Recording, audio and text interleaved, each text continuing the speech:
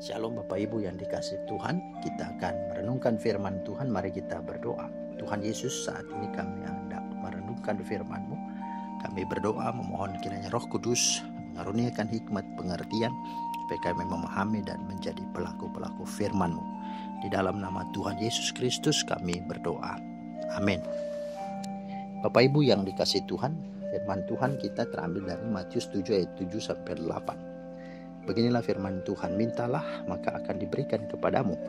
Carilah maka kamu akan mendapat. Ketoklah maka pintu akan dibukakan bagimu. Karena setiap orang yang meminta menerima, dan setiap orang yang mencari mendapat.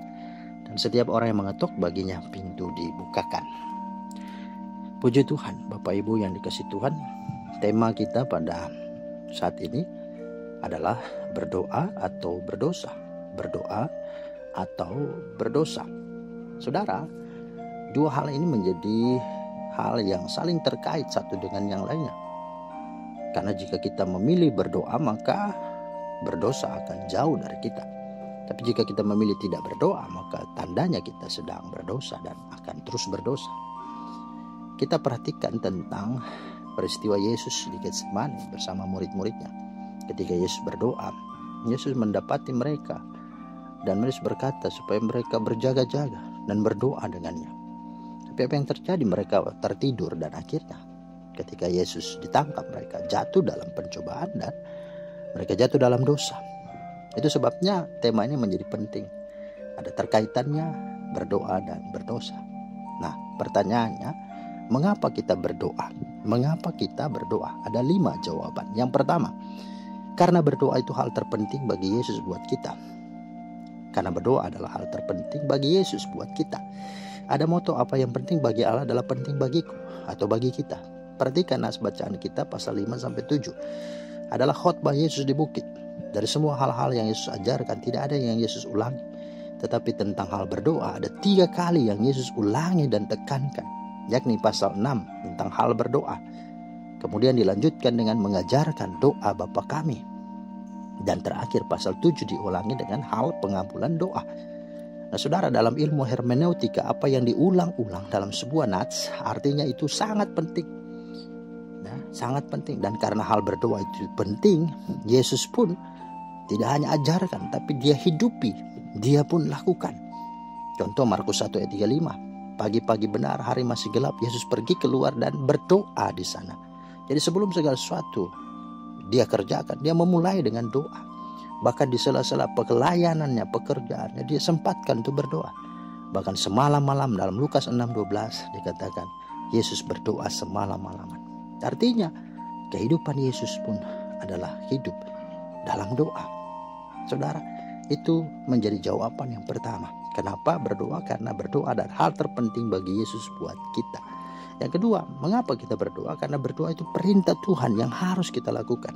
Kata Yesus, mintalah, maka kamu akan diberi. Carilah, maka kamu akan mendapat. Dan ketuklah, maka pintu akan dibukakan bagimu. Perhatikan bahwa ini bukan hanya menjelaskan tentang definisi berdoa, melainkan ini adalah kata kerja dalam bentuk imperatif, yaitu perintah. Berserulah kepadaku, maka aku akan menjawab engkau. Yeremia 3:33. Carilah Tuhan dan carilah wajahnya selalu. Ini dalam perjanjian lama pun ya Allah sudah menyatakan ini. Jadi sesungguhnya menjadi seorang Kristen itu hidupnya doa dan berdoa.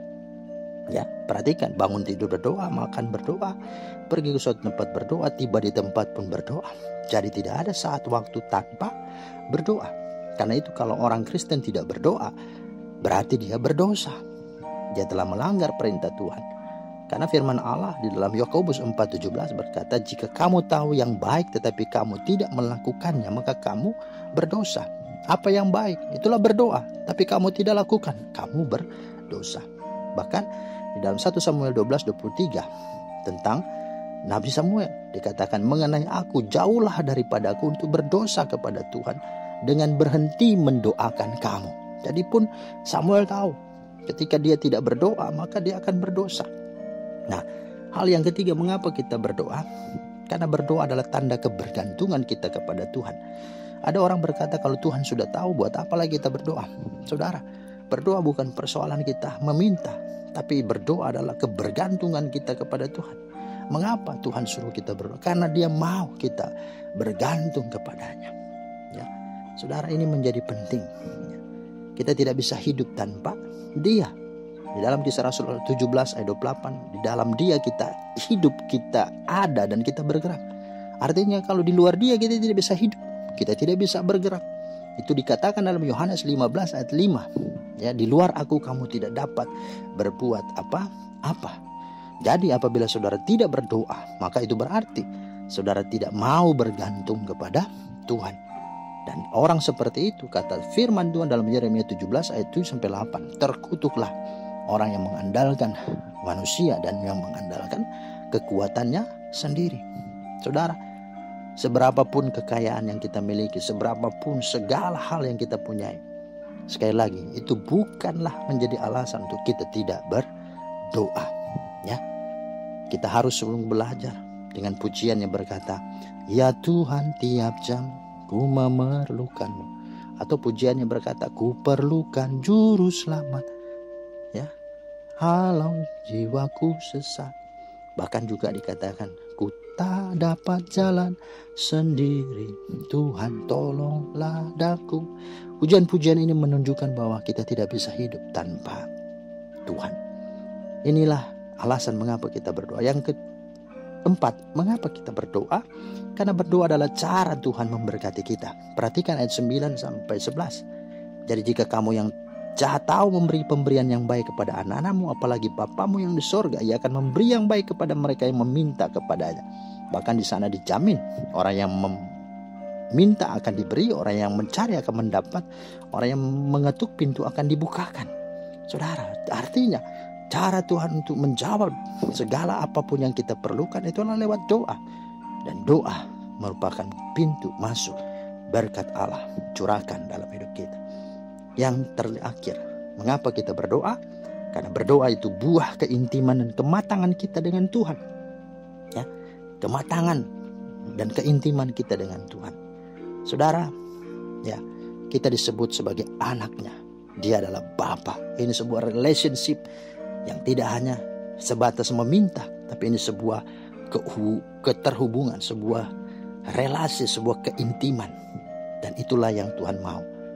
Bahkan walau tidak kita mendapat jawaban atas segala yang kita miliki, kita sungguh-sungguh mengerti, memahami, kita sungguh-sungguh memandangnya sebagai satu hal yang tidak lagi harus kita komplain atau protes, tapi malah kita maklumi, kita sadari bahwa Tuhan punya rencana dan jawaban yang terbaik. Dan kalau itu yang kita miliki dan dapatkan dari jawaban Tuhan, sekalipun bukan yang kita inginkan, maka kita akan terima. Seperti contoh, ya, Paulus ketika ada duri dalam daging, dia berdoa supaya ini dijauhkan, ini diangkat, tapi Tuhan tidak melakukannya. Malah Tuhan katakan, cukuplah kasih karuniaku kepadamu. Apa yang dilakukan Paulus? Tidak dia komplain, tapi dia menerimanya dan dia berkata, justru dalam kelemahanku lah kuasa Tuhan sungguh-sungguh sempurna. Saudara, ini yang harus kita miliki dalam hidup kita. Hanya orang yang dekat dengan Tuhan, hanya orang yang berdoa kepada Tuhan, dia akan menikmati kehidupan dengan segala badai dan topan, dengan masalah apapun tidak mempengaruhi hidupnya. Karena apa? Karena ketenangan, damai batin itu ada di hatinya, karena Tuhan hidup dalam hidupnya. Segala pengakuan orang, segala keadaan apapun dunia tidak dapat merampas damai sejahtera. Mari kita membangun hubungan dengan Tuhan. Mari kita hidup dalam doa. Kita sungguh-sungguh lekat dan mendekat kepadanya. Dengan kita berdoa, maka kita dijauhkan dari dosa. Tuhan menolong kita dan memampukan kita untuk melakukan firman-Nya.